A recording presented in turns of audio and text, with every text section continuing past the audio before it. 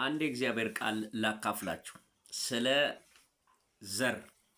ዘር በሉቃስ ወንጌል ምዕራፍ 8 ቁጥር 1 ላይ የእግዚአብሔር መንግስት በዘር እንደተመሰለ በማቴዎስ ወንጌል ምዕራፍ 13 ላይ ያለውን ቃል ምሳሌ በማድረግ ይሄንን ቃል ላካፍላችሁ እፈልጋለሁ። እንግዲህ በዚህ የመጽሐፍ ክፍል ላይ እንደምናየው ዘሪ ሊዘራ ወጣ ብሎ በአራት ቦታዎች ላይ የወደቀ ዘርን ያሳየናል። ዘሩ አንድ ነው፣ ገበሬውም አንድ ነው። የወደቀባቸው ቦታዎች ግን ዘሩ የወደቀባቸው ቦታዎች ግን አራት አይነት ናቸው። ልብ በሉ። ገበሬው ዘሪው ኢየሱስ ክርስቶስ ነው። የወንጌል ሐዋርያ የወንጌል አገልጋይ የሆነው ኢየሱስ ክርስቶስ ነው። ገበሬው ዘሩን የያዘው በእጁ ኢየሱስ ክርስቶስ ነው። ዘሩ የእግዚአብሔር ቃል ነው። ንጹህ የሆነው የጠለለው የእግዚአብሔር ቃል ነው። ምንም እንከን አልባ የሆነው ሸቀጥ አልባ የሆነው የእግዚአብሔር ቃል ነው። ዘሪው ደግሞ ሐዋርያ የሆነው ኢየሱስ ክርስቶስ ነው። ጥሩ ዘር የተባለው ራሱ ይሄ ጥሩ ዘሩ ወንጌል ነው። ወንጌል የእግዚአብሔር ቃል ወንጌል ነው። የእግዚአብሔር ቃል ወንጌል ነው።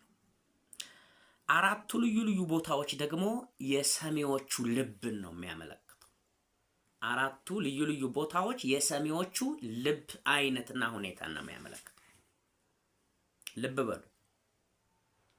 በሉቃስ ወንጌል ምዕራፍ 8 እና በማቴዎስ ወንጌል ምዕራፍ 13 ላይ ነው የምታገኙት ቃሉ። ገበሬው ኢየሱስ ነው። ቃሉ የእግዚአብሔር ቃል ንጹህ ወንጌል ነው። ቦታዎቹ ደግሞ አራቱ ቦታዎች የሰሚዎቹ የልብ አይነት ነው። አንደኛው በመንገድ ዳር ወደቀ ነው የሚለው። አንደኛው ዘር በመንገድ ዳር ወደቀ ነው የሚለው። መንገድ ዳር ወደቀ።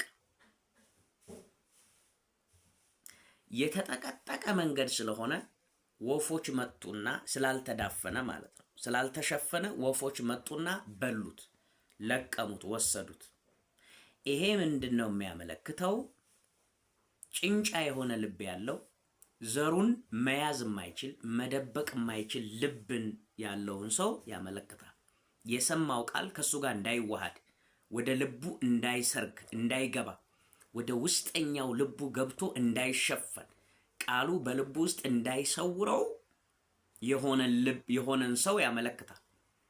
ጠላት ከልቡ መጥቶ ይወስድበታል። ቃሉ በውስጡ እንዳይበቀል፣ ፍሬ እንዳያፈራ፣ ጠንካራ እንዳይሆን ጠላት መጥቶ ይወስድበታል ማለት ነው፣ ወፉ እንደወሰደው ሁሉ። ሁለተኛው በጭንጫ ላይ ወደቀ ይላል። ይሄ ጭንጫ አፈር ስለሌለው ዘሩ በበቀለበት ቦታ ብዙ ጊዜ እንዲቆይ ማድረግ አይችልም። ጭንጫው አፈር ስለሌለው ማለት ነው። አፈር ስለሌለው ስር ሰዶ ወደ ውስጥ ለምልሞ እስከ ፍሬያማነት ድረስ እስከ ፍሬያማነት ጊዜ ድረስ እንዲደርስ አያስችለውም። ለምን? ውስጡ ጥንጫ ስለሆነ። ይሄ ልብ ደግሞ ምን አይነት ልብ ነው ካላችሁኝ፣ በተደጋጋሚ የእግዚአብሔርን ቃል የሚሰማ ቶሎ የሚሰማ ቶሎ ደስ የሚለው ቶሎ በቃ በስሜት ዋው ሚል ግን ወደ ውስጥ ሰርጎ ስላልገባ ጠንካራ የሆነ የማይለወጥ ልብ ስላለው ፍሬ ማፍራት የማይችል ሰው ልብን ይመስላል። ይሄን ነው የሚያመለክተው። በተደጋጋሚ መሬት ላይ የተዘራው ዘር ቃሉን ሰምቶ ወዲያውኑ በደስታ የሚቀበለው ሰው ምሳሌ ነው። ነገር ግን ስር መስደድ ስላልቻለ ብዙ አይቆይም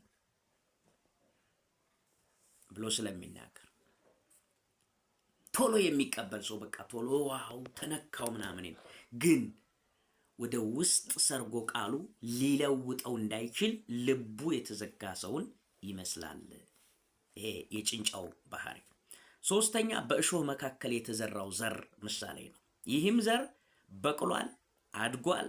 ያቃተው ማፍራት ነው። ምክንያቱ ምንድን ነው? በቅሏል፣ አድጓል። በጎንና በጎኑ አብረው ያደጉ ነገሮች አሉ እንጂ እርሻው ችግር የለበትም። ልቡ ችግር የለበትም። የልብ ችግር አይደለም። እዚህኛው ቦታ ላይ የእርሻ ችግር አይደለም ያለው፣ ወፍራም እርሻ ነው። ግን አብረው የበቀሉ ነገሮች አሉ። ስለዚህ አድጓል፣ በቅሏል። ፍሬ ላይ ግን አነቀው። ምኑ? እሾሁ መጣና ከላዩ ላይ የሚያፈራውን ፍሬ አንቆ ያዘው፣ እሾሁ ማለት ነው። ስለዚህ ወደ ላይ ፍሬ ለማፍራት ዘለላውን ለማሳየት ሲፈልግ እሾሁ አንቆ ይዞ ፍሬውን ምን አለው ማለት ነው? ከሰከሰው፣ አጠፋበት። እንዲህ አይነት ልብ ምን አይነት ልብ ነው? ምን አይነት ልብ ነው? መንፈሳዊ ነገር ይዟል፣ መንፈሳዊ ነገር ተቀብሏል። በእውነተኛው የእግዚአብሔር ቃል ለመመራት ትግል ላይ ነው ያለው። ግን በጎንና በጎኑ ብዙ ሁኔታዎች አንቀው ይዞታል። ኑሮ፣ ህይወት፣ ስራ፣ በቃ የተለያዩ ፖለቲካ ምናምን አንቆ የያዘው ልብን ይመስላል። አንቆ ይዞታል። ቃሉን ተቀብሏል፣ በቅሏል እኮ ቃሉ ውስጡ ላይ በቅሏል። የእርሻነት ችግር የለበት። ግን በጎኑ ያሉ በዙሪያው ያሉ ሁኔታዎች ግን ፍሬ እንዳያፈራ አንቀው ይዘውታል። ሶስተኛው ልብ ይሄ አንቀው ይዘውታል።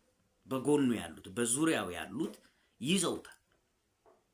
የተለያዩ ምክንያቶች በቃ የተለያዩ ለዛሬ የሚሰራቸው ለዛሬ የሚያደርጋቸው ነገ ይደርሳል፣ ነገ ይቀጥላል እያለ እንዳይ ነው በወንጌል ፍሬ እንዳያፈራ አንቀው የያዙት ብዙ ማህበራዊ ጉዳዮች አሉት። ለዛሬ ብሎ የሚያስቀድማቸው ማለት ነው።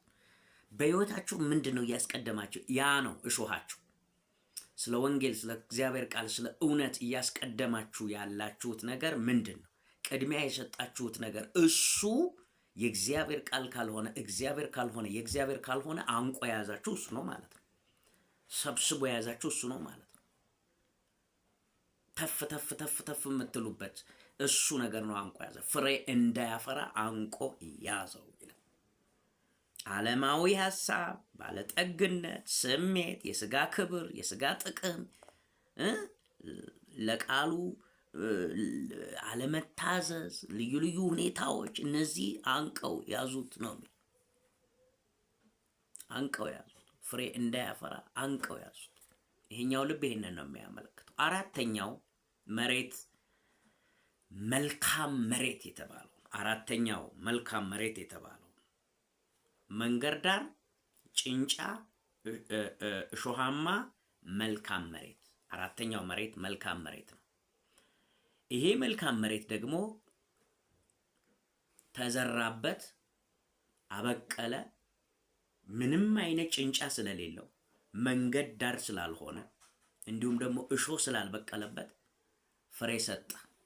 160 ፍሬ፣ የታጨቀ የተነቀነቀ የተጠቀጠቀ ፍሬ ሰጠ። ይሄኛው ልብ ምን አይነት ልብ ነው?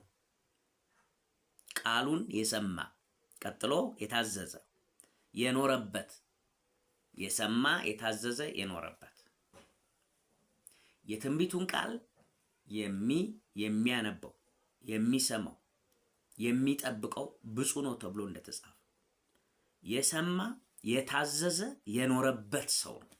ይሄ አራተኛው ልብ የሚያመለክተው የተዘራበት ያበቀለ ፍሬን የሰጠ የሰማ የታዘዘ የኖረበት ሰው አይነት ልብ ነው ማለት ነው። እንግዲህ አራቱም አይነት ልቦች በአራት አይነት የመሬት ሁኔታ ነው የተመሰሉት። በመንገድ ዳር፣ በጭንጫማ፣ በእሾህ በታነቀ እሾህ በበዛበት አሜካላ በበዛበት በመልካም መሬት። የእናንተ ልብ የኛ ልብ ማንኛው ነው? ወፎች ቶሎ ለቅመው የሚወስዱት ነው ወይስ ስር መስደድ የማይቻልበት ጭንጫማው ነው ወይስ በእሾህ የተከበበው ነው ወይስ መልካሙ መሬት? ማንኛው ነው የእናንተ ልብ? ቃሉ መጥቷል፣ ገበሬውም ተገልጧል። ግን ከነዚህ ከአራቱ የመሬት አይነቶች ማንኛው የኛ እንደሆነ በመመርመር ወደ እውነተኛው እርሻነት ወደ መልካሙ እርሻ 60ና 100 ወደሚሰጠው ወደዛ በጎ እርሻ እንድንለወጥ የእግዚአብሔር መንፈስ እንዲረዳን እንመለስ።